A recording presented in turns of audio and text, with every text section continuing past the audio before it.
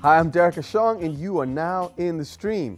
Today, internationally renowned musician Youssou NDour speaks to us about his bid to become Senegal's next president.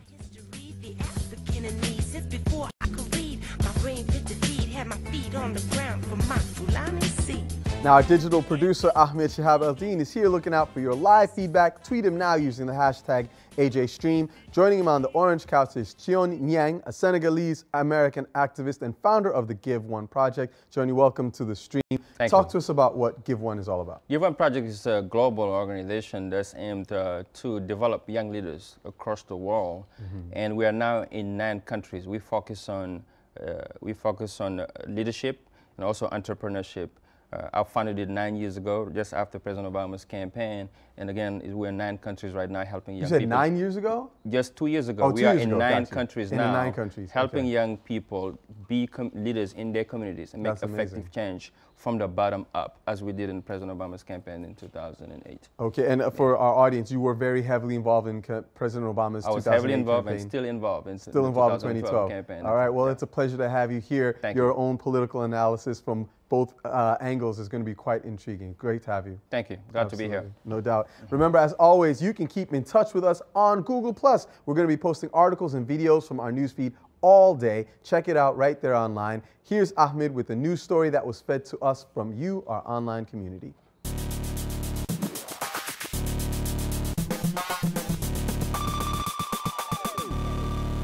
Thank you, Derek. As you said, the story was sent to us by Twitter user Akpal. A motorcade of about 50 cars driven by Palestinians attempted to travel from Jericho to Ramallah on Tuesday morning to protest the system of Israeli-only roads throughout the West Bank. And when the cars tried to leave Jericho, Israeli forces stopped them by blocking the 4 lanes entering and exiting the city. This video right here shows a confrontation, a heated confrontation, I should say, between Mahmoud Zawahri, one of the activists, and Israeli soldiers. Let's take a look. Are standing carrying your gun in the face of the civilians? What are you? Are you human? Pointing your gun to the faces of the people. Go, see yourself. Think of the crimes that you are doing against the people. What are you doing here? It's hot for you. No, it's too hot for you here. It's Jericho. You know that. This is the generation. This is the new democracy state. This is the democracy state in the Middle East. You can see how they've grown up their new generation. 3 years of washing their minds in order how to kill, how to hate, how to see the life from the security window. Now at least 4 including the man right there that you see, Mr. Zawahri, were arrested on the scene.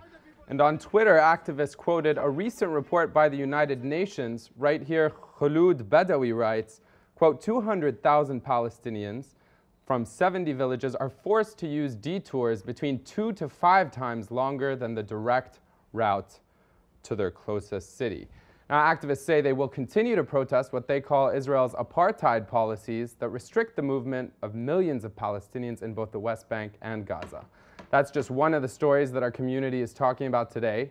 If you want to suggest a story of your own, tweet it to us with the hashtag AJStream, and you could be a part of the stream. Good evening, everyone out there. I just want to let the world know that I'm also part of the Big Stream family. Hugs.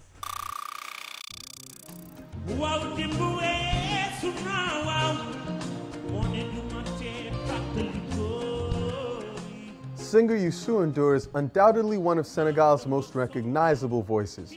But can that voice be used to enact political change in the country? The Grammy Award-winning artist announced his candidacy for president last week, less than 2 months away from the February 26th election.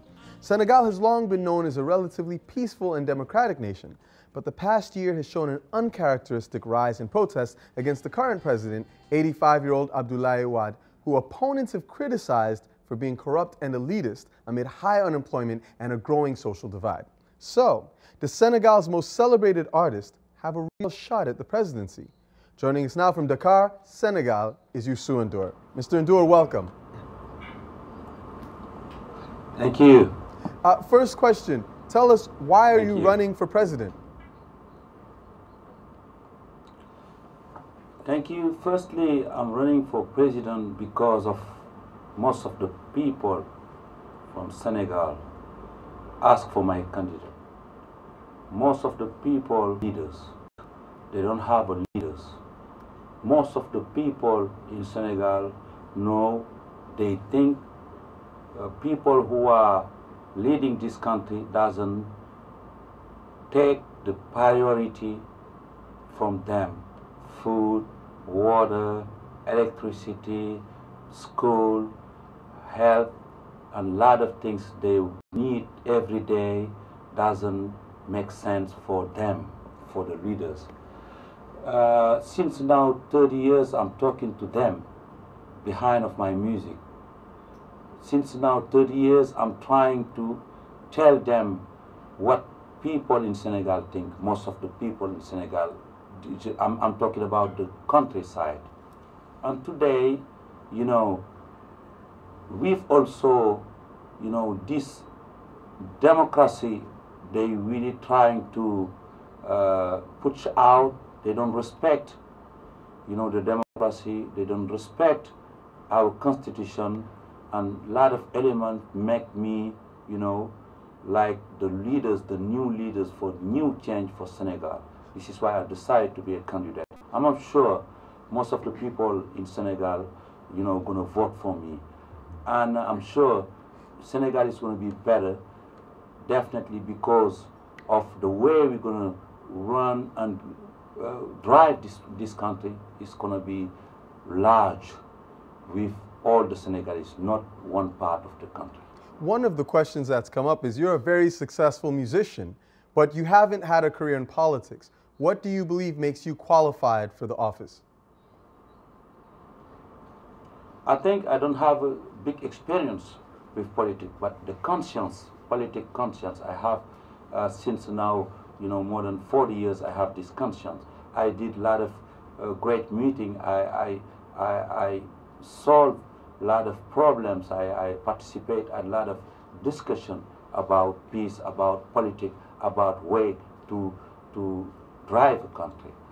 Yes, now left less than 2 months, because of my strategy is not about, you know, trying to do like what they did before, like something really new. I'm sure most of the Senegalese have a, you know, hope because of my candidate. Most of the Senegalese have, you know, hope because of my leadership. Most of the Senegalese know exactly I'm clean. I'm going to work very hard to fight against corruption. I'm going to work very hard to let Senegalese, you know, have a name, have a reputation. I'm going to fight against, you know, corruption and a lot of, I'm going to promote good governance. And if we did that things, you know, Senegal going to have more respect around the world.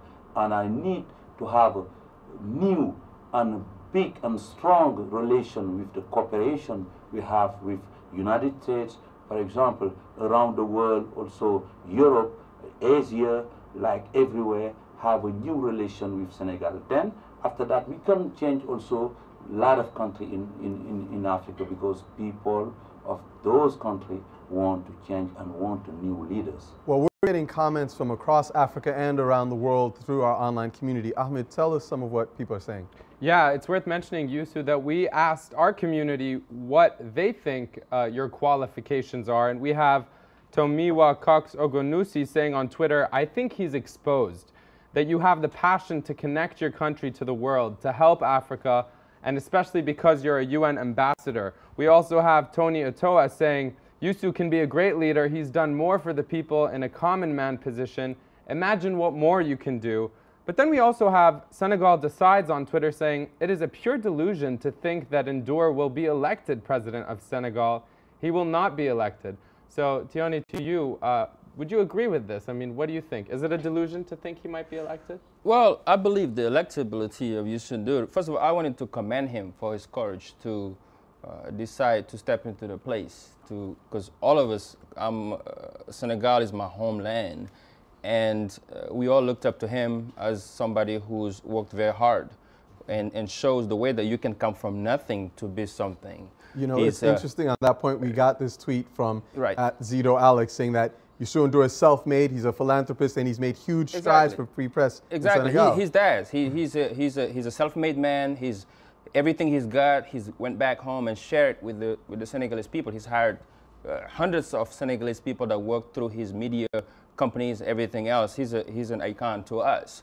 But then elected somebody to a president is a whole different ball game. For that, it's not for me to decide. It's the Senegalese people, as he said, that's going to decide if he's going to be the president or not. So let's see when the elections come through if the Senegalese people will accept his candidacy to with that. So President of Senegal, we will see with that. So let's bring you back to you then, Mr. NDour. On that front, what are some of your criticisms of the current president, President Wade? Thank you, my brother John. I think, you know, Mr. Wade doesn't have right to be a candidate because our constitution is clear. He ran two times. He doesn't have the right to run again. This is the first thing. I think Mr. Wade did some good things. We have to help him to get out in the place in the good condition. I can guarantee to Mr. Wade, he did a lot of great things to Senegal. We're going to help him to be, you know, someone who helped this country, someone who did a lot of things for Africa, but he doesn't have the rights. Mr. Wade tried now to say, okay, let's see the Conseil Constitutionnel. He doesn't have the rights to go to the Conseil Constitutionnel. He have to read what we wrote in the Constitution. In the Constitution, he doesn't have the right to go to the Conseil Constitutionnel. And now we are exposed. We are exposed. There's a big danger for Senegal. There's a big, you know, flu. Something really we don't know what's going to happen. Most of the people in Senegal doesn't want him, doesn't want they touch again our constitution. And this is the big problem. I don't think about Mr. Wade today. I'm thinking about the future of Senegal. The future of Senegal is maybe with him, but it's going to be another place, not to be elected. And I'm sure if this election we respect, you know, transparency, we respect democracy, we're going to win this election. Doesn't matter who are the candidate, but we sure we are the candidate for the most of the people of Senegal. This is what they want. Most people coming from the traditional party, like white party, they coming to me. There are thousands and thousands of people. We see the situation, and the situation, let's say, we don't want Wade. He doesn't have the rights. What we want is a new Senegal, new generation, and bring something really people need. This is my position. And I want to tell the international community to tell Mr. Wade, he doesn't have the rights. He going to expose Senegal to the danger. And I want people, even Senegal have his own right to organize election. But the constitution, this is something a lot of people, a lot of countries share about the world. This is why we have UN. This is why we have different organizations. You have to tell him he doesn't have the rights. You talk to Bagbo, you talk to a lot of people, they don't have the right. He doesn't have the rights. And we have a determinate to didn't let him to go to this election. Otherwise, it's going to be difficult. And I ask also for this election be clear and democratic. So on that front, actually, he brought up, I want to bring this to you, Chon, because he brought up the issue of Laurent Gbagbo, who was now deposed as president of Côte d'Ivoire.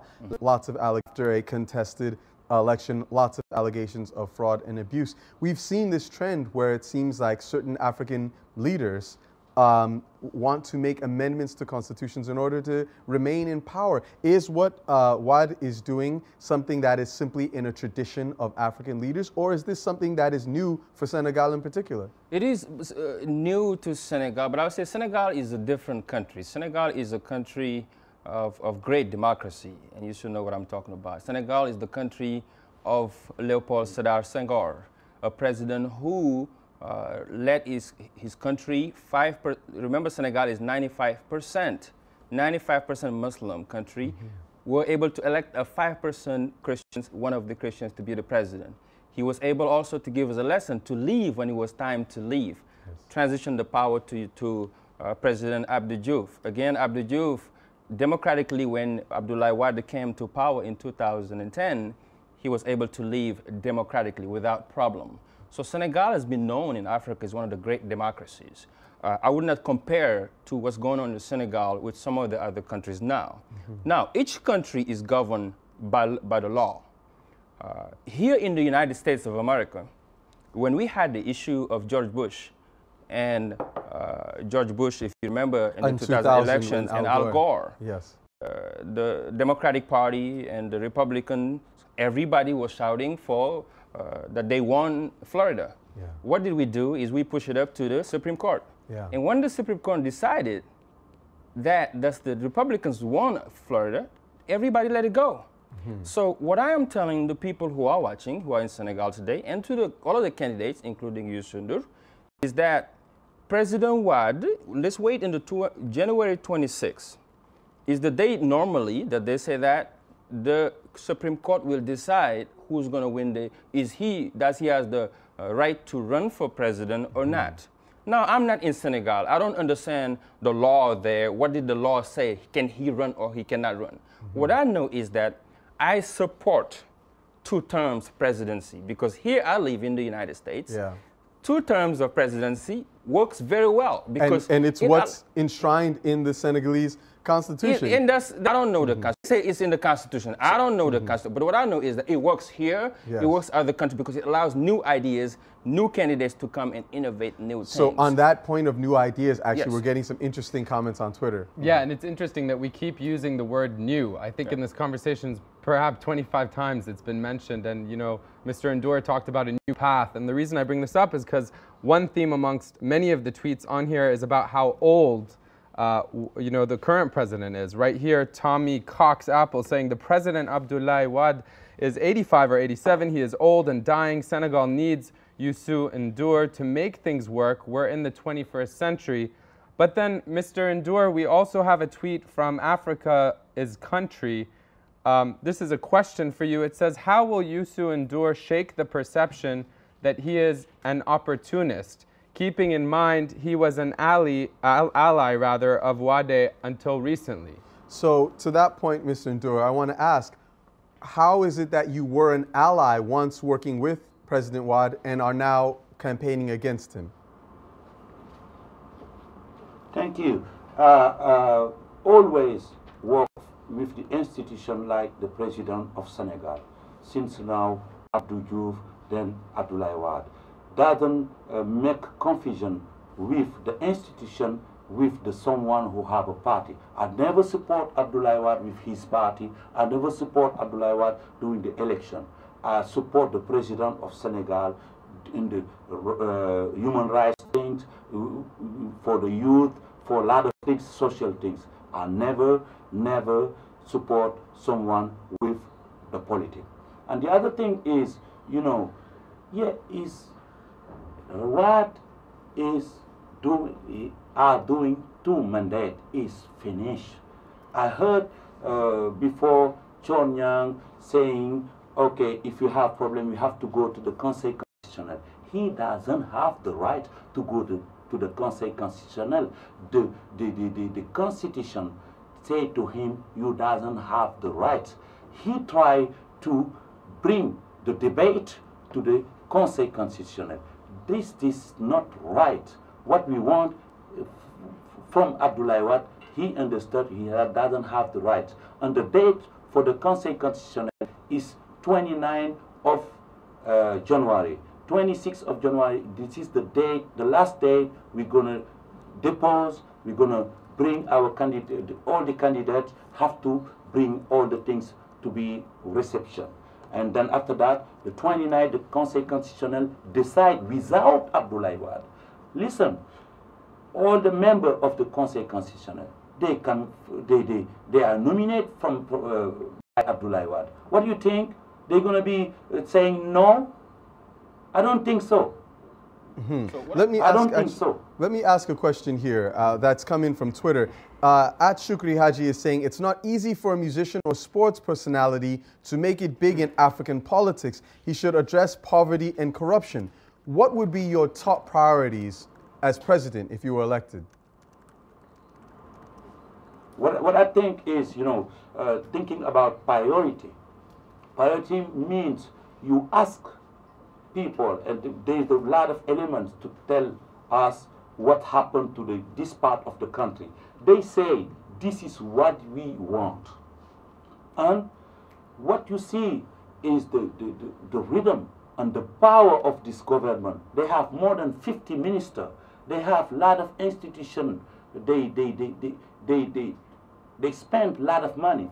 I'm going to reduce the system.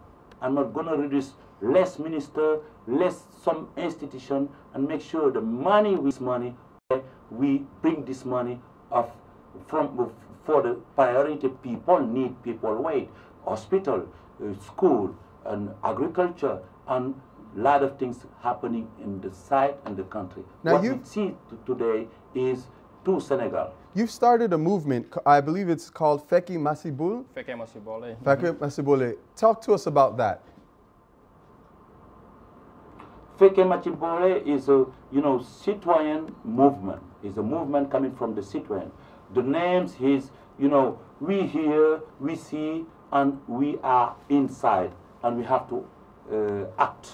This is Feke Machibole. But what's happening was I just talk about the movement, and 100,000 people, they write to me by email, by letter, by phone, directly or indirectly. They say we support this movement and moving forward, and they say we want you, we don't want you to support someone else because you're clear and we think you are our leaders.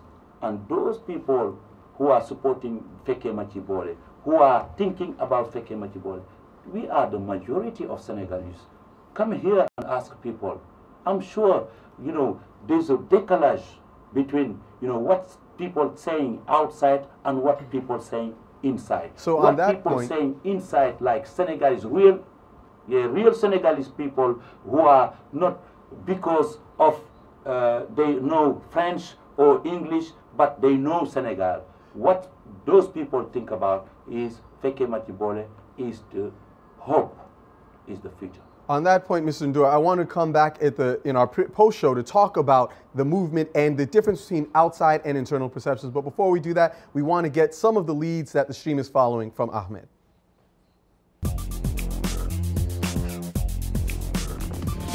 Thanks, Derek. Our first lead is a map that visualizes the electronic movement of tweets around the world. The green represents the movement, while the purple winding line indicates @replies from one person to another. The white is the overlap of both colors, but what's perhaps most interesting is that Indonesia's Twitter traffic is the most noticeable. According to a 2010 study, 21% of Indonesians are on Twitter. Now, our next lead comes from Brazil, where legislators passed a law over Christmas that requires women to register their pregnancies with the state. Some are concerned of an infringement on women's rights. Lawmakers say the provisionary measure is meant to reduce the country's high maternal mortality rate, but critics complain that Brazilian President Dilma Rousseff passed it too quickly and without congressional review. Now, our final lead is from Australia, where its busiest McDonald's outlets are now using an invisible spray called Selecta DNA to catch thieves. McDonald's staff will control the spray system, which is placed in prime locations inside each restaurant. The chemical stays on clothing for up to 6 months and on skin for up to 2 weeks and is made visible using ultraviolet light. Now, those are our stream leads. If you want more, visit stream.aljazeera.com/leads and vote for the stories you're interested in. Thank you, Ahmed. And tomorrow we're going to be talking about another issue. We're going to be looking at the U.S.-Taliban peace talks. Join us at stream.aljazeera.com for the rest of this conversation.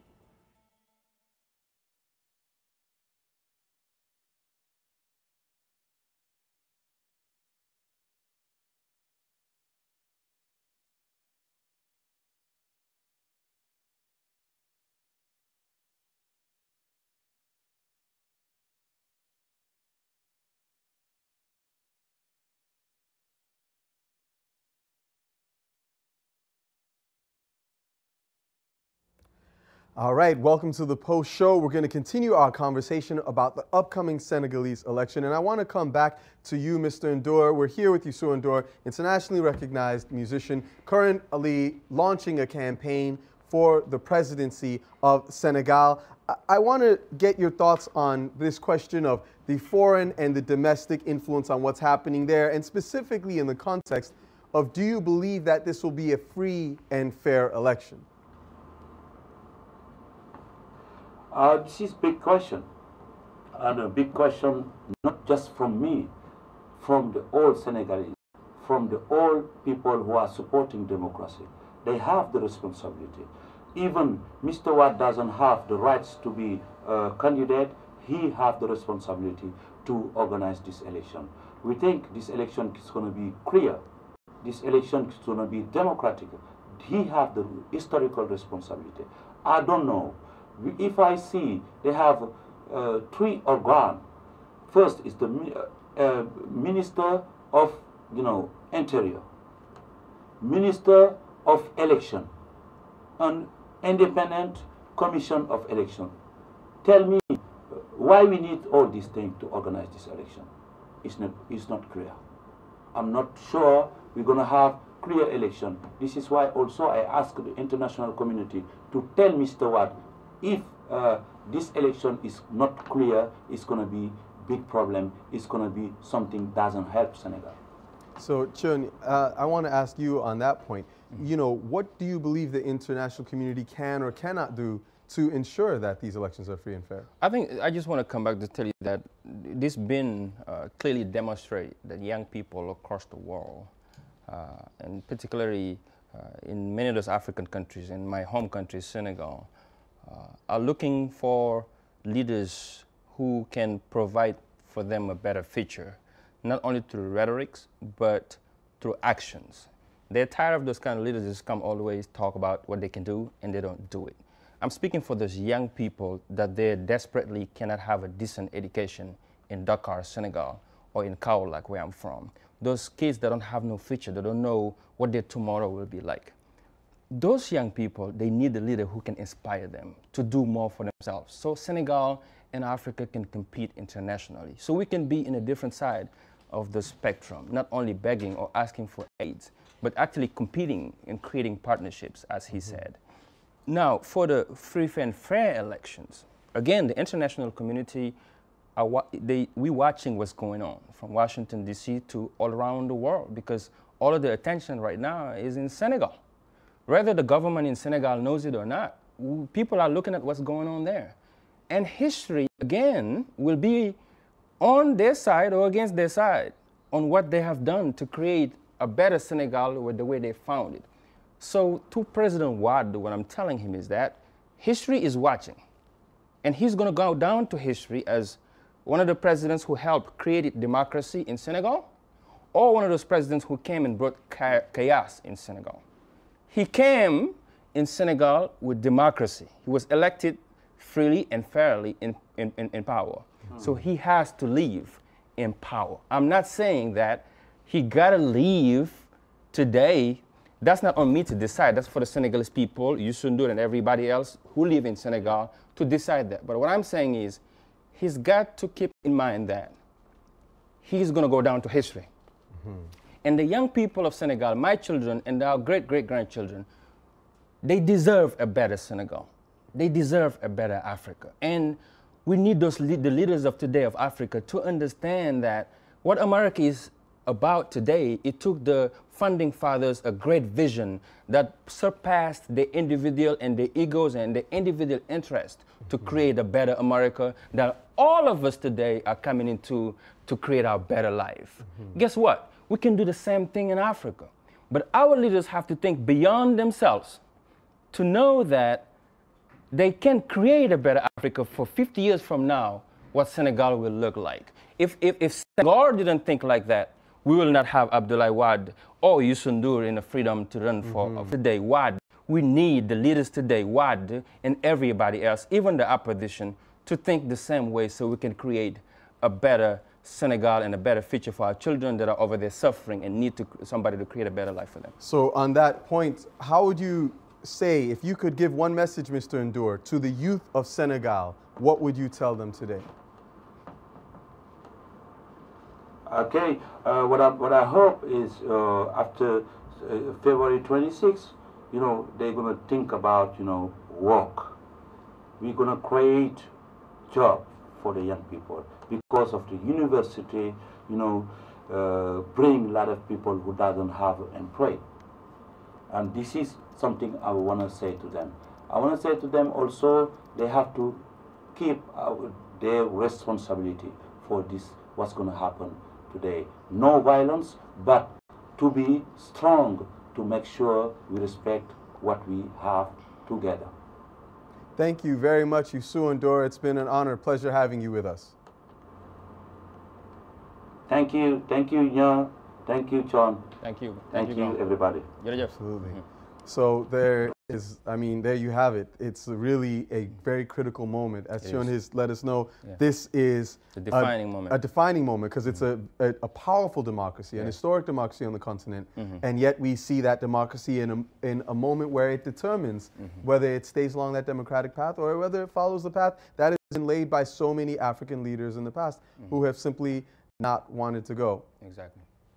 If I can, just on a personal note, we have a lot of people who are tweeting in expressing, you know, why they gravitate towards Mr. NDour. For example, DJ Bick saying, Mr. NDour has a good heart. He should be allowed to lead. He just has to choose a good team. We also have Tayob on Twitter saying, the first time I heard Youssou was when he performed at the anti-apartheid concert in Zimbabwe. He definitely has a conscience.